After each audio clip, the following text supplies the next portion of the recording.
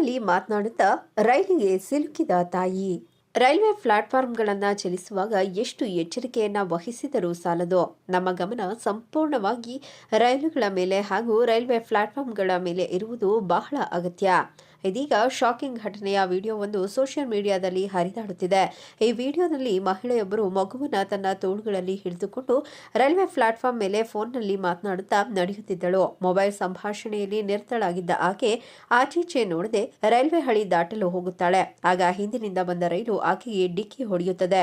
ಹೊಡೆದ ರಭಸಕ್ಕೆ ಹಾರಿ ಹೋಗಿ ಪ್ಲಾಟ್ಫಾರ್ಮ್ ಮೇಲೆ ಬಿದ್ದ ಆಕೆ ಹಾಗೂ ಮಗು ಪವಾಡ ಸದೃಶವಾಗಿ ಪ್ರಾಣಾಪಾಯದಿಂದ ಬಚಾವಾಗಿದ್ದಾರೆ. ಹಿಂದಿನಿಂದ ರೈಲು ತನ್ನ ಕಡೆಗೆ ಬರುತ್ತಿರುವುದು ಅರಿವಿಲ್ಲದೆ ನಡೆಯುತ್ತಿದ್ದ ಆಕೆಗೆ ರೈಲು ತನ್ನ ಹಿಂದೆಯೇ ಇದೆ ಎಂದು ಗೊತ್ತಾಗುವಷ್ಟರಲ್ಲಿ ಅಪಘಾತ ಉಂಟಾಗಿತ್ತು. ನೀವಿನ್ನೂ ನಮ್ಮ BNN ಚಾನಲ್ ಸಬ್ಸ್ಕ್ರೈಬ್ ಮಾಡಿಲ್ಲ ಅಂದರೆ ಲೈಕ್ ಮಾಡಿ, ಶೇರ್ ಮಾಡಿ, ಸಬ್ಸ್ಕ್ರೈಬ್ ಮಾಡೋದನ್ನು ಮರಿಬೇಡಿ.